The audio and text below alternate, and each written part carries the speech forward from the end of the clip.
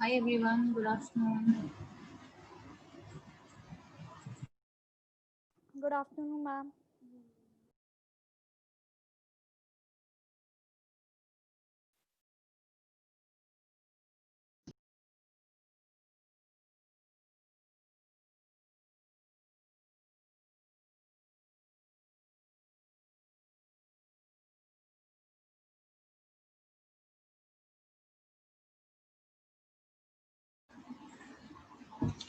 I'm sorry for the delay for 1 or 2 minutes today for today's class.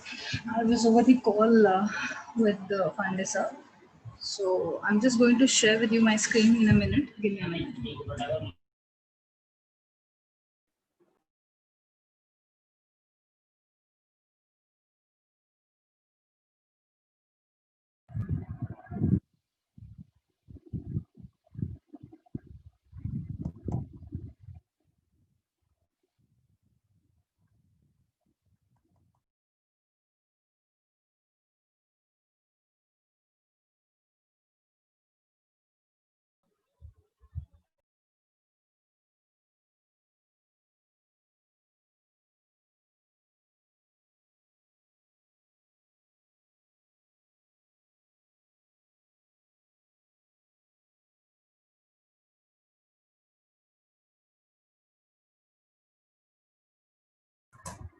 Madam. So in last class, we completed capital budgeting and we will start capital risk analysis and capital budgeting now we will be taking from today. Guys आप लोगों को कुछ question है जो मैंने कल MCQ के बारे में डिटेल में ग्रुप में मेंशन किया था. I hope you all have gone through that. सबको वो टेक्स्ट मिल गया था. मैम वो असाइनमेंट्स का पूछना था. बताओ बेटा क्या पूछना है. Like you have written the वो क्या कहते हैं पॉइंट्स में कि उसमें 4 पेजेस का पर आंसर होना चाहिए, तो हम इतना बड़ा बड़ा कैसे लिखेंगे. बेटा एग्जाम में कैसे करोगे फिर. एग्जाम में अगर it is like 14 marks 15 marks question it would be, you will have to fill it इतना sheets. तो in the exam also you will have to fill एक question अगर आपको आ रहा है long question वो है, it is not for you, it is for everybody. So we will have to fill it. इतनी sheets तो fill करनी पड़ेंगी ना अभी तक एग्जाम.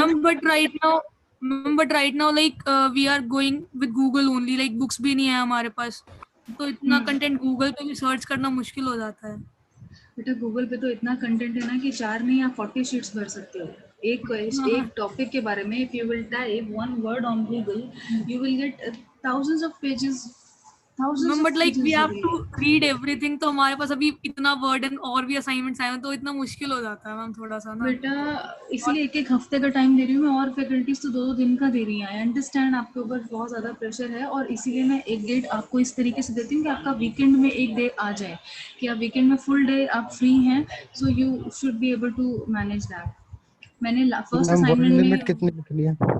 हाँ जी वर्ड बेटा. लिमिट कितनी लिखनी है. वर्ड लिमिट Okay, एक ma'am. पेज में. वन शीट जो मैं आपको बोल रही हूँ ना it will be one side one page. One sheet one side. The other side of the ma'am sheet will be. Word limit कितनी होनी चाहिए उस See, पे. word limit it depends on what sheet you are following. I'm saying that जो भी आपका ma'am sheet होता है कि एग्जाम में जो हमें एक शीट मिलता है हम उसको अगर कंसिडर कर रहे हैं उसके हिसाब से आप देख लीजिए पर page I should say in a sheet if there are like 20 lines.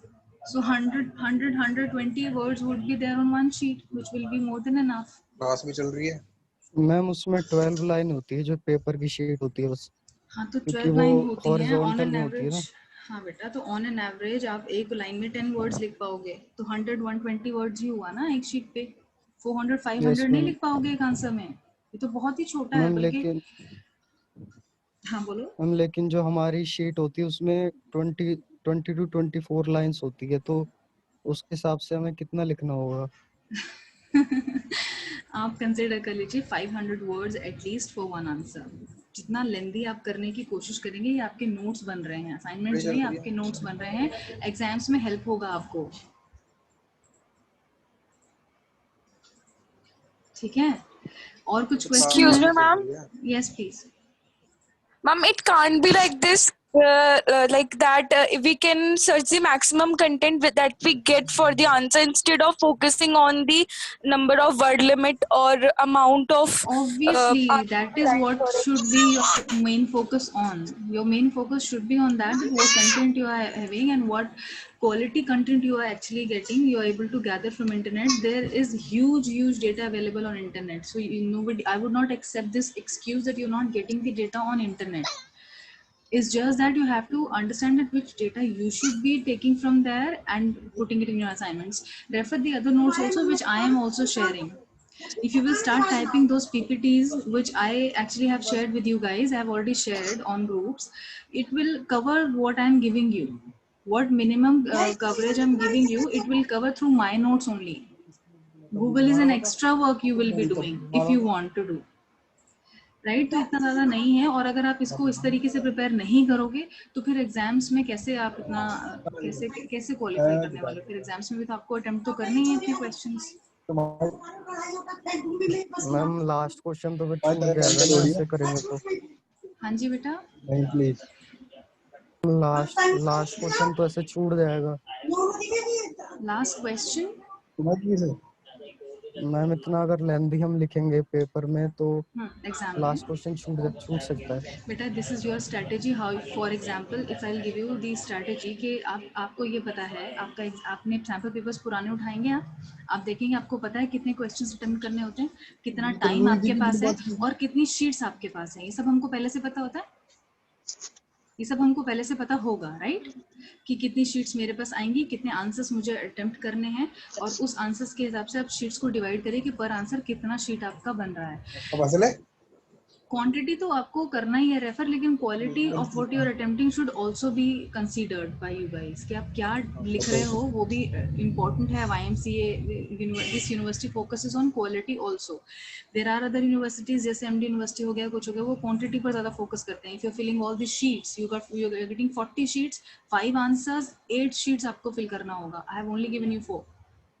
तो speed and everything you have to understand कि ठीक है मेरे पास 3 आवर्स हैं, 3 hours is equal to this much minutes, उसमें इतने क्वेश्चंस करने हैं, इतनी शीट्स हैं मेरे पास। टाइम आप घड़ी लेकर जाइए, अपना कैलकुलेटर लेकर जाइए एग्जाम्स में और घड़ी के हिसाब से आप देखिए कि आपको पर क्वेश्चन 40 मिनट्स मिल रहा है, 45 मिनट्स मिल रहा है, उतने के हिसाब से अटेम्प्ट करिए ना, कैसे छूट जाएगा क्वेश्चन। और वो प्रैक्टिस आप कर पाएं, इतना आप लिख पाएं, इसीलिए असाइनमेंट्स दिए जा रहे हैं आपको। It will enhance your speed of writing also ना। असाइनमेंट्स अगर आप, इसलिए आपको बोला जा रहा है हैंड रिटन। क्यों हैंड रिटन बोल रही हूँ मैं आपको, या सारे फैकल्टीज आपको हैंड रिटन क्यों बोल रहे हैं? क्योंकि आपको कॉपी पेस्ट नहीं करना है डेटा, आपको हाथ से लिखना है एग्जाम में। So that will enhance your speed also. You will also have an idea that ठीक है ये पर्टिकुलर क्वेश्चन है, इसका ये टॉपिक है। एक आध पेज कभी किसी में कम, किसी में बहुत ज्यादा, ऐसा भी हो सकता है। कुछ टॉपिक का बहुत लेंथी है, उसमें शायद आप 2 शीट्स अपने आप ही एक्स्ट्रा लगा दोगे, लेकिन कुछ एक टॉपिक में अगर एक आध कम भी हो रहा है तो यही आपको मैनेज करना है एग्जाम में भी। जिस क्वेश्चन में थोड़ा सा आपको कम आएगा वहां पर 1 पेज आप कम लिख देना, जिसमें आपको ज्यादा आता है उसका 1-2 पेजेस आप शीट ज्यादा फिल करोगे। यू नो ना कितनी शीट्स मिलती हैं, आप एग्जाम्स दे के आ रहे हो, आपको प्रैक्टिकल एक्सपीरियंस मेरे से ज्यादा है एग्जाम का। Divide the time, divide the data, divide number of questions कितने हैं। हाँ जी मैम, ये MDU का पेपर नहीं है, YMCA का पेपर है मैम। हाँ जी, तो 4 पेजेस का आंसर का तो कोई मतलब ही नहीं बनता। अच्छा, कितनी शीट्स आपको मिलती हैं मैम? क्या टोटल शीट्स आपको एग्जाम में जो शीट मिलता है, वो टोटल शीट्स कितना नंबर ऑफ शीट्स मिलता है आपको पता है? You must be filling the, you must have given the exams, no? 20 sheets? 20 sheets for 5 questions. Ma'am, 7 questions. 7 questions, 20 sheets you people get. हाँ जी। So then it becomes 3 into 2, 6 sheets और हो गई ना? और मैम 7 questions में भी parts होते हैं मैम। हर क्वेश्चन में 2 से 3 पार्ट्स होते हैं। बेटा 20 sheets you are saying, 20 sheets means 40 ना? One side, both sides is a 20 sheets, so it becomes 40. आप सो रहे हो, मैं आपको वन साइड शीट को 1 काउंट कर रही हूँ, not both side sheets as 1। 20 sheets आपने खुद बोला, इट मींस आपको 40 मिल रही हैं बेटा फॉर 7 क्वेश्चंस। डिवाइड कर मैम एग्जाम और असाइनमेंट में मैम इतना फर्क होता है मैम। मैम असाइनमेंट में तो 4 पेजेस का आंसर मैम कैसे लिखेंगे? आप भी तो सोचो, और सिर्फ एफएम का थोड़े ना है, और भी तो एफएम को छोड़ 4 के भी तो पेजेस 5 का मतलब होता है बेटा 2 शीट्स। 2 शीट्स बहुत ज्यादा है एक आंसर के लिए। आप सोचो कैपिटल बजटिंग का क्वेश्चन मैंने आपको दिया, उसमें 5 तो मेथड्स ही हैं। एक मेथड में आधी शीट भी करोगे, एक शीट भी करोगे तो 2 से ज्यादा हो जाएगा। You see accordingly how you would be able to do. If you want more time, please मुझे बता युवतियांते ही दीजिए। पाला पड़ा है। ठीक है, अभी हम लोग क्लास स्टार्ट करें या और कुछ क्वेश्चंस किसी के पास है? बत्ती MCQs बंद के लिए कर कुछ दे, क्वेश्चन है? बत्ती बंद यस कर दे। मैम, एमसीक्यू में ये कितने वाली मत क्वेश्चंस झगड़ा होंगे? बे, ये कहाँ तो का एक पर्सन बोल रहा है वही बोले, बाकी सब अपने आप को म्यूट रखें। सिंगल म्यूट कर ले। ये सोना पता नहीं है इसका। ठीक है, मैंने म्यूट कर दिया है। बोलिए आरजू, यू वर सेइंग समथिंग। नहीं मैम, मैं वो दीपक सिंगल को ही कह रही थी, वो म्यूट करने के लिए। अभी और कुछ क्वेश्चंस हैं ma'am no MCQ ma'am, thank you. MCQ के लिए? How many questions will be there? Aditi, questions I'm planning that if it would be 20 minutes, if there would be 15 questions, and those will be objective questions. You will have to take the right answer. It can be 3 options, it can be 4 options also, and you have to take the right one, and there would be like one would be correct, the rest can be wrong, and you will have to choose the correct one. So you will have more than 1 minute for every question. Or in total I'm giving you, like I'll share the link with you guys for the test sharp by 6. तो आपको वो मिल जाएगा, आप उसको open कर लीजिएगा and start attempting your questions. 15 questions होंगे, 1 minute से ज्यादा का टाइम एक क्वेश्चन में मिलेगा, तो आपको सिर्फ क्लिक करना है and then you have to move next.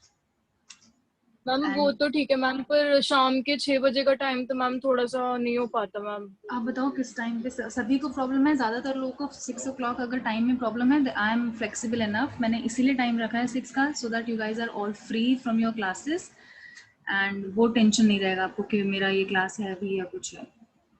तो अगर आप मुझे बताइए, Danish is one other person has also raised that request. Ma'am ये आप अपनी क्लास में नहीं ले सकते? नहीं बेटा, ये एक्चुअली बोला गया है। हार्दिक बोलिए बेटा। नहीं मैम, क्योंकि ना उस दिन शाम को 6 o'clock में free नहीं होता ऑलरेडी मैम। हमारा है एक एमसीक्यू मैम। 6 o'clock को आपका है एक MCQ? नहीं, उस दिन सुबह तो है। अगर आप टाइम चेंज करोगे तो आपको डेट भी फिर चेंज करना पड़ेगा मैम, क्योंकि उस दिन मॉर्निंग में ऑलरेडी एक एमसीक्यू है हमारा। इसीलिए ना। नहीं, एग्जाम मुझे एक्चुअली मैनेजमेंट की तरफ से इंस्ट्रक्शंस हैं, सभी फैकल्टीज को हैं इंस्ट्रक्शन, सिर्फ मुझे ही नहीं है, that we will not like we will have to conduct the classes the way it is, and then the tests will be there apart from the classes time. Otherwise I could have taken at your class time. आज भी देखो class time is going on, 15 minutes are all gone, 14 minutes are gone. So इसीलिए 6 को मैं और time दूसरा कर सकती हूँ। 5:30 on the same day I have given to some other classes. So you tell me what is the most feasible time for you all guys. We can discuss and freeze it. I can change the time, no problem. We can go for Saturday also, but that will be your weekend. I don't want to spoil your weekend. That is why मैंने सोचा था कि Friday रख लेते हैं। आपकी सारी classes over हो जाएंगी, उसके बाद भी 1 घंटे के बाद मैंने एग्जाम रखा है आपका। आप बताइए। I think this is the most suitable, but if any inputs would be there from your side, or ज़्यादातर students would be okay with that time, I am okay with that. Ma'am 12 PM कर लो, वो time free होता है हमारा। Lunch time, that is lunch time for you guys. Break होता है वो 12 to 1. Ma'am नहीं मैम, हाँ 12 मुझे o'clock नहीं मैम, ब्रेक में नहीं मैम। मेरा तो मुझे कोई प्रॉब्लम नहीं है। 12 to 1 I'm okay with that also. फिर बताइए, क्योंकि that is your lunch time. उसके बाद फिर से आपका क्लास होगा 1 o'clock। मैम ऑलरेडी सुबह 9 o'clock, फिर अभी 9 o'clock भी हमारा एमसीक्यू होगा उस दिन मैम। 12 o'clock तो ब्रेक तो लेंगे। तो जो आपका 9 o'clock हो रहा है आरजू MCQ, वो क्लास में हो रहा है, लेक्चर के टाइम पे हो रहा है? Ma'am actually like we are assuming it at 9, because अभी जैसे आपने बताया ना कि आपको पीछे से ऑर्डर्स है कि मतलब बाद में लेना, तो ऐसा मैम ने अभी हमें कुछ नहीं बताया उन्होंने। उनको भी लाइक इंस्ट्रक्शंस तो उनसे यही टाइम तो है। बात। टाइम की बात नहीं हाँ हो रही जी है। अच्छा, हाँ, यू कैन कंफर्म वंस आपका लेक्चर होगा, मैम से आप कंफर्म कर सकते हैं। हाँ जी बट आइडियली मैनेजमेंट की तरफ से यही इंस्ट्रक्शंस हैं, and that we should not be taking it in our classes, and this should be apart from the class time. Classes should go on the way it is scheduled, and test should be apart from that. या तो break में हो या after the class हो या weekends में हो. तो weekends I don't want to spoil for you guys, इसीलिए मुझे लगा फ्राइडे शुड बी फाइन. आप बताइए, अदरवाइज 12 to 1 भी नहीं है फीजिबल बहुत ज़्यादा लोगों को.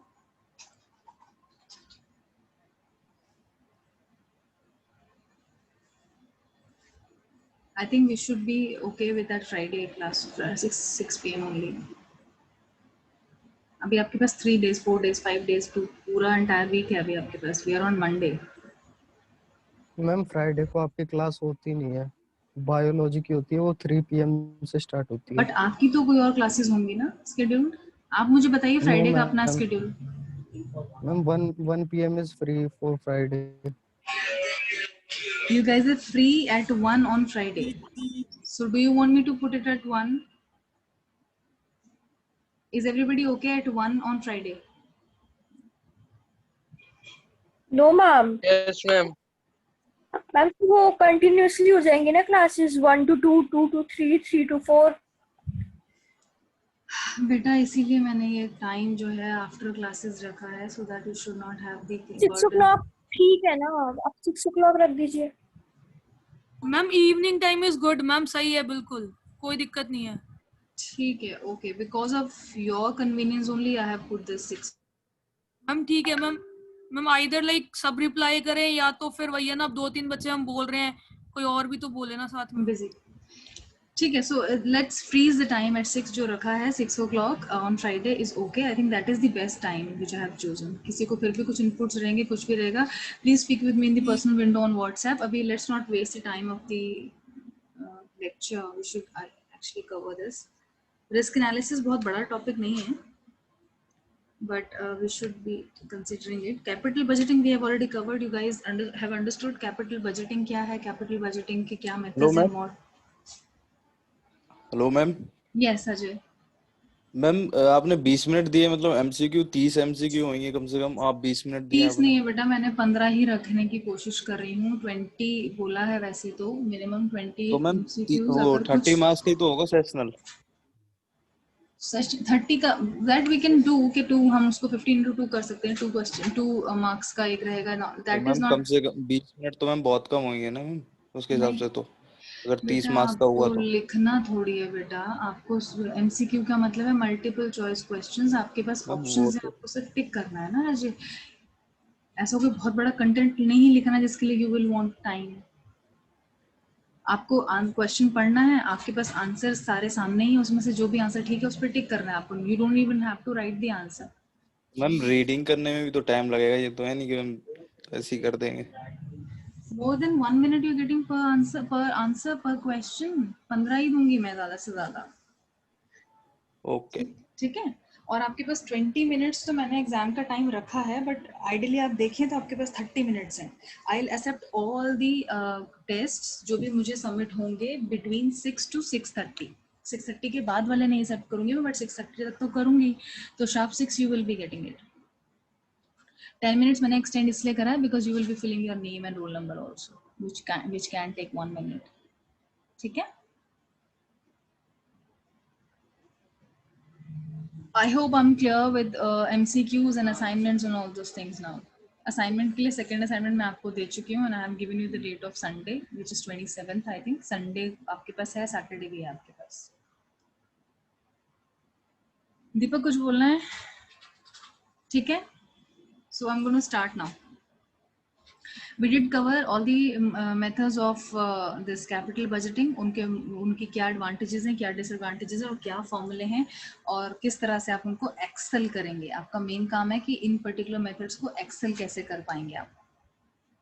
एक्सेल मीन्स यूज कैसे कर पाएंगे. सो यूज आप इस तरह से कर सकते हैं कि जो भी आप एक फाइनेंशियल टर्म या मॉनेटरी कुछ भी एग्जांपल्स लेके, जैसे मैंने आपको दिखाया है, फॉर्मूले में आप वैल्यू पुट करके कोई भी इलस्ट्रेशन या प्रॉब्लम की हेल्प लेके जो आप प्रूव करेंगे मेथड्स को या कंपैरिजन करके दिखाएंगे विच मेथड इज बेटर और नॉट, that is what we should be putting in exams also, and that is what it means the excel of all these modern और the traditional techniques of capital budgeting.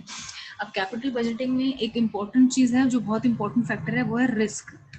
क्योंकि हम capital budgeting future के लिए कर रहे हैं या whatever we will be doing, whatever, maybe it's a business plan or it's an investment thing, because the capital budgeting is related to investments only, and investments will be done for the future thing only, and income and everything will be generated through those future investments whatever we'll be making.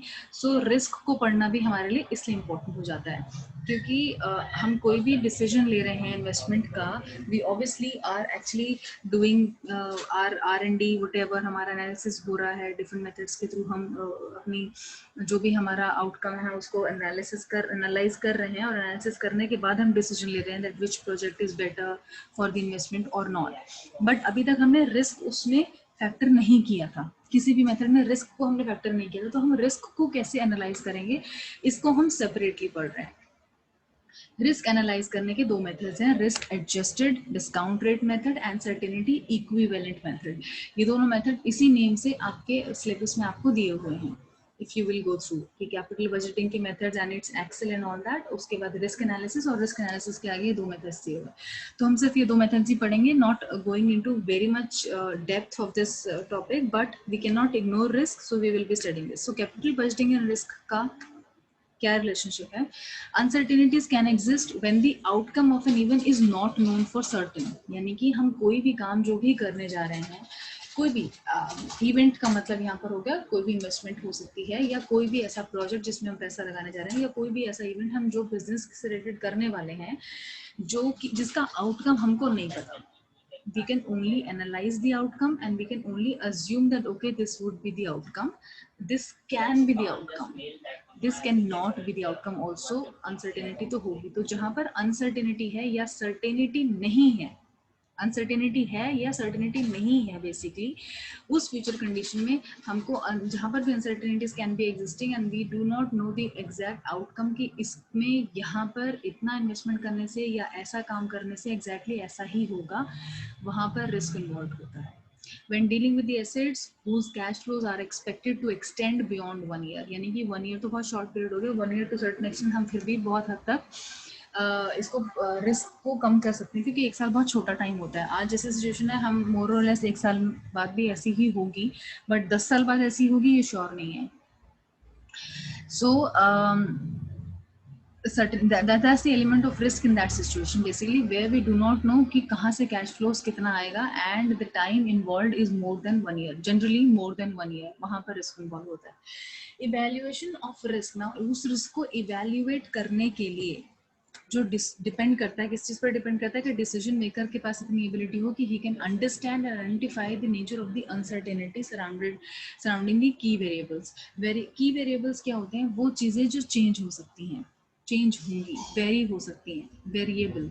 देखिए जब हम कुछ भी investments करते हैं ना, तो हमारे पास एक तो फिक्स्ड इन्वेस्टमेंट होती है, एक वेरिएबल इन्वेस्टमेंट्स भी होती हैं जो टाइम टू टाइम चेंज भी हम कर सकते हैं। जैसे कि मशीनरी या लैंड में जो हम इन्वेस्ट करते हैं वो फिक्स्ड हो गया, एक बार हमने ज़मीन खरीद ली या कहीं पर लैंड या ऑफिस कहीं नया ले लिया, तो वो जनरली बार बार हम रोज़ रोज़ ऑफिस नहीं चेंज करते, वो फिर एक लॉन्ग टर्म के लिए हो ही जाता है, कुछ सालों के लिए तो हो जाता है, एटलीस्ट 2-3 साल, 4 साल, 5 साल, 10 साल, 20 साल भी लोग एक ही जगह पर रहकर काम करते रहते हैं।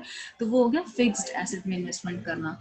जो चीज़ें वेरिएबल होती हैं कि एसेट्स, फॉर एग्जांपल फर्नीचर भी इनफैक्ट लॉन्ग टर्म के लिए बोला जाता है, वो चीज़ें जो रूटीन में कंजम्पशन के लिए आ रही हैं, जैसे कि हमने स्टाफ को हायर किया तो स्टाफ के मतलब उनकी मेंटेनेंस के लिए कुछ जो जनरल चीज़ें हैं, या इलेक्ट्रिसिटी है, ऐसा कुछ चीज़ जो कि हम मोर और लेस चेंज कर सकते हैं, अप डाउन थोड़ा बहुत कर सकते हैं, उनकी कंजम्पशन के लिए, उनके वेलफेयर के लिए जो हम थोड़ा बहुत रखते हैं ऑफिस में, फॉर एग्जाम्पल उनकी रिफ्रेशमेंट्स के लिए कुछ चीज़ें हैं, tea coffee arrangement and all those thing, tea coffee machineries, right, these things which तो या उसमें जो कंटेंट डल रहा है दैट इज वेरिएबल। आज टी का कंजम्पशन कम हुआ तो उसके वजह से जो कंटेंट वेरिएबल्स हमको चाहिए थे एज एन एसेट वो हमने कम यूज करें, अगर तो ज़्यादा कंजम्पशन हुआ तो उसकी वजह से, तो दोज आर दी की वेरिएबल एसेट्स जो है हमारे, जो कि मोर और लेस टाइम के हिसाब से चेंज होते रहते हैं और शॉर्ट पीरियड ऑफ टाइम में ज़्यादा भी हो सकते हैं, कम भी हो सकते हैं, ठीक है। बट फिक्स एसेट्स में हमने एक बार पैसा ज़्यादा लगा दिया तो फिर चाहे हमें उसका कंजम्पशन कम भी करना पड़े, लेकिन हम फिक्स्ड कॉस्ट को कम नहीं कर सकते। फॉर एग्जांपल, अगर हमने 100 लोगों का एक सीटिंग का एक ऑफिस ले लिया, लैंड परचेज कर लिया, अब हमें स्टाफ को कम करना है, या है ना, सपोज 100 की जगह हम 80 स्टाफ करना चाहते हैं कुछ है, तो उनकी सैलरीज वाला जो कंटेंट हो गया वो तो बच गया, सैलरीज कम हो जाएंगी, 80 लोगों को हम सैलरीज अब कम देंगे जो हम 100 को दे रहे थे, तो वो वेरिएबल हमारा एसेट हो गया जो बच गया। लेकिन जो हमारा सपोज रेंट जा रहा था उस पर्टिकुलर स्पेस का, लैंड का, वो तो कम नहीं होगा, 100 लोग बिठाओ या उसमें 2 लोग बिठाओ, वो तो उतना ही जाएगा, राइट। और अगर एक सेंट्रलाइज इलेक्ट्रिसिटी सिस्टम है तो 100 लोग बैठकर काम करें या 10 लोग बैठकर काम करें, सेंट्रलाइज्ड एसी भी उतना ही चलेगा, इलेक्ट्रिसिटी बिल भी उतना आएगा, लाइटनिंग भी उतना ही होगा। So that is what it is कि हम फिक्स्ड कॉस्ट को हम कम नहीं कर सकते एज पर दी कंजम्पशन क्वांटिटी। तो नेचर हमें ये समझना एक पर्सन डिसीजन मेकर की एबिलिटी के ऊपर डिपेंड करता है कि he should be understanding the nature of uncertainty, और जो भी हमारे की वेरिएबल्स हैं, वेरिएबल्स को समझे कि क्या क्या चीज़ें वेरी हो सकती हैं और कॉस्ट वहीं से बच सकती है, वेरिएबल कंटेंट से ही कॉस्ट बच सकती है। जो फिक्स्ड है वो तो लग गया पैसा, उसको हम बचा नहीं सकते, कम भी नहीं कर सकते, ठीक है। So this is why we study the capital risk in the capital budgeting. जो पहला मेथड है risk adjusted discount rate method, ये मेथड क्या करता है, to compare and contrast the deterministic and probabilistic methods as the tools for capital budgeting.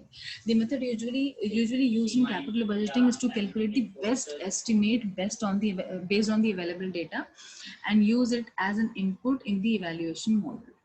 तो ये basic एक तरीके से कैपिटल बजटिंग का जो नेट प्रेजेंट वैल्यू हमने मेथड पढ़ा था, जो I told you that which was most widely used method also and which is one of the most important method, modern techniques और the modern method of capital budgeting, ये ज़्यादातर उसकी risk को use होता है इवेल्युएट करने के लिए।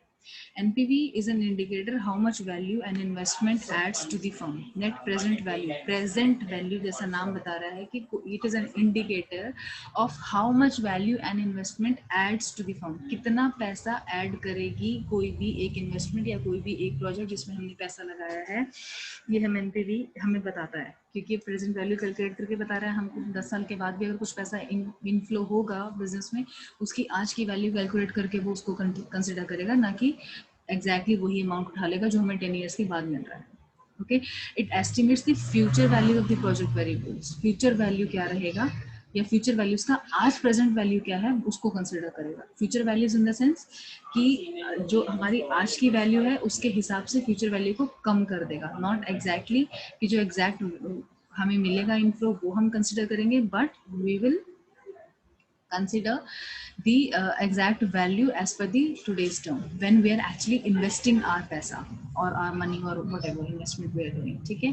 So we utilize the information regarding a specific event for the past to predict the possible future outcome। past मतलब हमने कुछ ना कुछ पिछले 1-2 साल का या 5 साल का डेटा उठाकर कुछ एनालिसिस किया होगा कि 5 साल के हिसाब से इतना लॉस हुआ, जो मैंने NPV में भी आपको पढ़ाया था कि एक डिस्काउंटेड रेट हम फाइनलाइज कर लेते हैं, डिटरमाइन कर लेते हैं कि इस रेट से हम कंसिडर करेंगे कि every year money will lose its value और व्हाटएवर। तो हम पास्ट की किसी एक चीज़ को, इवेंट को स्टडी करने के बाद कुछ हम उसको फाइनलाइज करते हैं and which we apply on NPV। तो ये वाला जो risk adjusted discount rate method है, risk adjusted discount rate method, basically वही डिस्काउंट रेट को हमें एनालिसिस करना, ये हम रिस्क एनालिसिस में पढ़ते हैं कि जो बेसिकली वो डिस्काउंट रेट था, हमने वहां पर सिंपली ये किया था कि we will determine the discount rate और हम आगे बढ़ गए थे नेक्स्ट स्टेप। NPV का नेक्स्ट स्टेप क्या है, नेक्स्ट स्टेप उस पर्टिकुलर स्टेप को, डिस्काउंट रेट को डिटेल में पढ़ना, एनालिसिस करना, क्या डिस्काउंट रेट रहेगा नहीं रहेगा, कुछ एक पर्टिकुलर पुरानी चीज़ों को स्टडी करना, एनालिसिस करने के बाद एक रेट को फाइनलाइज करना, is what the risk discount rate is what the risk adjusted discount rate method, ठीक है। ये आप एज इट इज अगर फॉर्मूला इसमें लिख देंगे, risk adjusted discount rate method कि इसमें नेट कैश इनफ्लो कितना हो रहा है टाइम पर, time of the cash flow कितना है और डिस्काउंट रेट कितना है, this is what it is. How will be finalizing the कि एक पर्टिकुलर प्रोजेक्ट में कितना रिस्क है, बहुत ज़्यादा है, अगर बहुत ज़्यादा रिस्क है और प्रॉफिट बहुत कम है तो obviously we are not going to choose that particular project. Certainty equivalent method. Certainty equivalent. The certainty equivalent is a guaranteed return that someone would accept. That someone would accept now, rather than taking a chance on a higher but uncertain. Just give me a minute. Beta.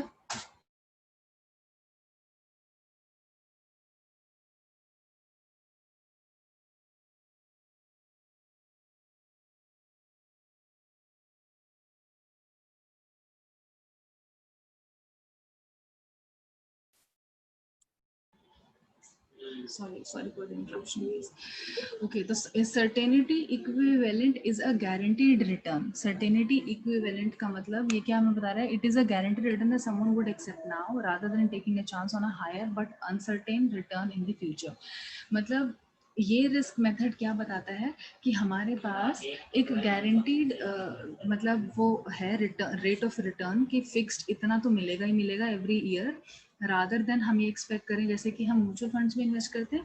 Mutual funds क्या होता है, market risks के ऊपर depend करता है. अगर market down जा रहा है, इकोनॉमी डाउन जा रहा है, तो आपके पैसे की वैल्यू भी कम हो जाती है उसमें, ऐसा होता है. तो वो हो गया कि बेसिकली वहाँ पर रिस्क ज़्यादा इन्वॉल्व होता है. आपको नहीं पता फ्यूचर में मार्केट कब अप जाएगा, जैसे गोल्ड का रेट होता है, या म्यूचुअल फंड में मैंने किसी पर्टिकुलर कंपनी का कोई शेयर खरीदा, उसमें मैंने इन्वेस्टमेंट किया, तो उसकी शेयर की वैल्यू आज तो इतनी है, लेकिन अगर कंपनी को प्रॉफिट नहीं हुआ, लॉसेस में चलेगी, तो उसकी शेयर वैल्यू कम हो जाती है. मैंने 10 में खरीदा था और 10 शेयर खरीदे थे, तो सपोज 100 रुपीज़ मैंने अपने इन्वेस्ट करे हुए थे उसमें, आज उस 100 की वैल्यू कम हो गई बिकॉज ऑफ द लॉस.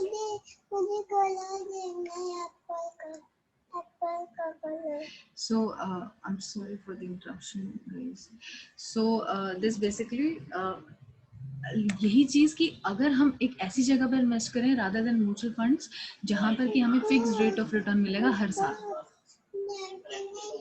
एक सेकंड बेटा, I am sorry, just give me a minute.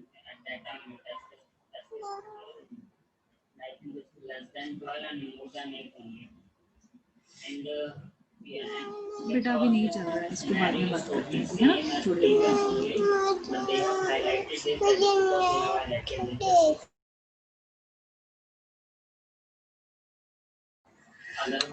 So investing in such basic, वहां पर वो रिस्क जो कि हमें ना तो हायर रिटर्न दे रहा है ना कम रिटर्न दे रहा है, but a fixed guaranteed return दे रहा है, there that particular risk basically is the certainty equivalent method. For example, हम अगर किसी बैंक में इन्वेस्ट करते हैं अपना पैसा, या किसी एक फिक्स डिपॉजिट में हम पैसा इन्वेस्ट करते हैं, तो बैंक हमको गारंटीड रिटर्न बोल देता है कि ठीक है, तुम्हें 2 साल के लिए तुमने एक अपना एफडी में पैसा लगाया है, तुमको 5%, 6%, 7% जो भी बैंक का रेट है उसके हिसाब से तुमको एनुअल रिटर्न इस पे मिलता रहेगा. 7% है तो 7% हर साल के लिए मिलता रहेगा, जितने भी टाइम के लिए हमने इन्वेस्ट करा है. तो वो हो गया कि गारंटीड रिटर्न प्लान हमें मिल गया, और हमारा रिस्क जो है उस पर्टिकुलर पैसे को लगा के टू सर्टेन एक्सटेंट सेव है. और सर्टेनिटी जो है वो इक्वल है, सर्टेनिटी इक्वल है in order to get the returns, या रिस्क को भी उसको मिनिमाइज करना, वो एक बेसिकली इक्वल रिस्क है हमारे पास हर साल जो हमें रिटर्न मिल रहा है उसके लिए किसी भी पर्टिकुलर इन्वेस्टमेंट में. तो वो एक एग्जांपल एफडी जैसे हो गया. हमारी पर्सनल लाइफ की अगर हम बात करें एज एन इंडिविजुअल लेवल, तो वो चीज़ हो गई कि ठीक है, मैंने एफडी में करा तो मेरा प्रिंसिपल पैसा तो उतना का उतना वहीं पर ही पड़ा हुआ है बैंक में, हालांकि मैं उसको विड्रॉ नहीं कर सकती, बट उसके ऊपर मुझे रिटर्न 2 साल 3 साल 5 साल के जो भी मैंने इन्वेस्ट किया मुझे मिलता जाएगा, और उस टाइम की टर्म के बाद मुझे वो अपना प्रिंसिपल अमाउंट भी पूरा मिल जाएगा. तो रिस्क इक्विवेलेंट मेथड बेसिकली हमको क्या एनालाइज करने के लिए बताता है कि हम इक्वल जो रिस्क है हर साल हमें गारंटीड रिटर्न मिल रहा है, और कुछ ज्यादा भी नहीं मिल रहा. We are not taking any chance to get the higher returns also. Mutual funds में हमें रिस्क ज्यादा होता है, लेकिन हमारे पास एक चांस होता है कि अगर मार्केट बहुत अच्छा हो गया तो हमें बहुत हायर रिटर्न्स मिलेंगे. लेकिन इसमें फिक्स्ड वाले में अगर मार्केट बहुत अच्छा हो गया तो हमको हायर नहीं मिलेंगे, मार्केट डाउन हो गया तो हमें कम भी नहीं मिलेंगे. रिस्क जो है वहाँ पर कुछ हद तक कंट्रोल्ड है, लेकिन where it is depending upon the market completely, there the risk is high. Got it? The certainty equivalent method is guaranteed that the amount of cash that a person would consider as having the same amount of desirability as a risky asset. certain CE basically adjusts the risk directly through the expected value of the cash inflow in each year and then discounts the risk adjusted cash flows by the risk free rate of interest. Risk free rate of interest का मतलब यहाँ पर ये हो गया कि जो भी हमने एक रेट ऑफ इंटरेस्ट फाइनलाइज करा जो हमें गारंटीड रिटर्न मिल रहा है, that is what is risk free rate of interest over here. This is the formula for CE for this method to calculate or analyze the risk.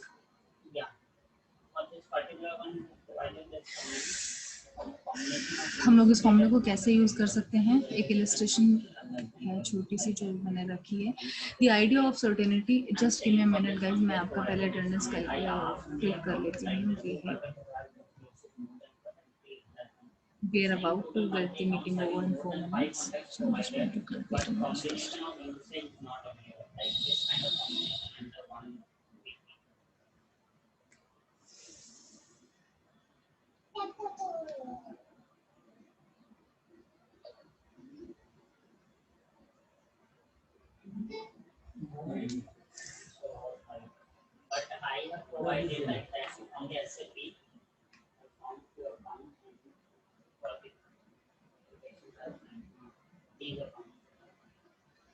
Okay, I have clicked the attendance. Now, CE को हम कैसे use कर सकते हैं? The idea of CE can be applied to cash flow from an investment. कोई भी investment जिससे कि हमें ये पता है कि इतना पैसा आ रहा है, cash flow from an investment. The certainty.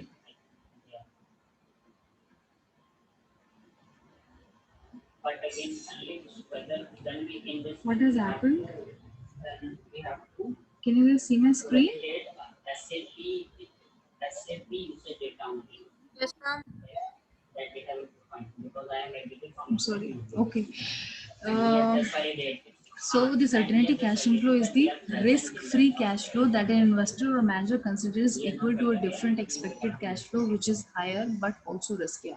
So any investor who is getting कि इतना risk-free मेरे को cash flow मिल ही रहा है या मिलेगा ही किसी भी particular investment में invest करने से, वहां पर हमारा risk-free cash flow है. And if we are investing with the same project or with the other projects we have got in the market जहाँ से कि हमको expected cash flow higher मिल रहा है different period of time पे, लेकिन वहाँ पर risk बहुत ज़्यादा है, तो we will have the options, we can have the options. जैसे मैंने आपको बोला, we have got suppose 50,000 rupees I have in spare कि मुझे investment करना है. So now it is my decision. मैंने study कर लिया market को कि मैं ऐसी जगह पर invest करूँ जो risk free मुझे cash flow मिलता रहेगा, या फिर मैं ऐसी जगह पर इन्वेस्ट करूं जहां पर कि मेरे पास एक प्रोबेबिलिटी है कि मैं हायर रेट पर भी अर्न कर सकती हूं अगर मार्केट अच्छा गया, तो वहां पर रिस्क लेने वाली बात है. But the risk that particular project will be riskier. तो रिस्कियर, कितना रिस्क उसमें इन्वॉल्व है. तो रिस्क फ्री कैश इनफ्लो वाले प्रोजेक्ट में रिस्क कम इन्वॉल्व होगा, जिसमें हम दोनों चीजें कंसिडर कर रहे हैं कि ठीक है मार्केट के ऊपर है और अगर हमें हायर मिला तो हम हायर लेंगे, और अगर मार्केट उस इन्वेस्टमेंट की वजह से लो जाता है तो हम लोअर भी एक्सेप्ट करने के लिए तैयार हैं और हम हायर रिस्क लेने के लिए तैयार हैं. Then what will be the formula? The risk premium is calculated as the risk adjusted rate of return minus the risk risk free rate. यानी कि फॉर एग्जांपल दो चीजें हैं इसमें, एक तो रिस्क फ्री रेट हो गया और एक है कि हमने कितना रिस्क एडजस्ट कर रहे हैं हम रेट ऑफ रिटर्न जो हमें मिल रहा है उस पे. जैसे सपोज रिस्क फ्री जो मुझे मिला, सपोज फिक्स एक 7% मुझे कहीं से इन्वेस्टमेंट करने से मिल रहा है, that is risk free rate. And एक risk adjustment rate of return क्या हुआ? Risk adjustment rate of return जो हमने ऑलरेडी कैलकुलेट करा थ्रू फॉर्मूला, इन दोनों चीजों को हम माइनस करेंगे, so that basically is the risk premium. The expected cash flow is calculated by taking the probability weighted dollar value of each. यहाँ पर आप इसको डॉलर दिखाना चाहते हैं डॉलर दिखा दीजिए, मैंने डॉलर डाल दिया है, आप रुपये भी डाल सकते हैं. For example if you imagine that I think अब मुझे नेक्स्ट क्लास में लेना पड़ेगा, meeting will get over any time now. This is just the one slide which is left. We could not cover. ये हम cover कर लेंगे next class में, और उसके बाद फिर मैं आपको next topic will discuss. Thank you for your time, everybody. Bye.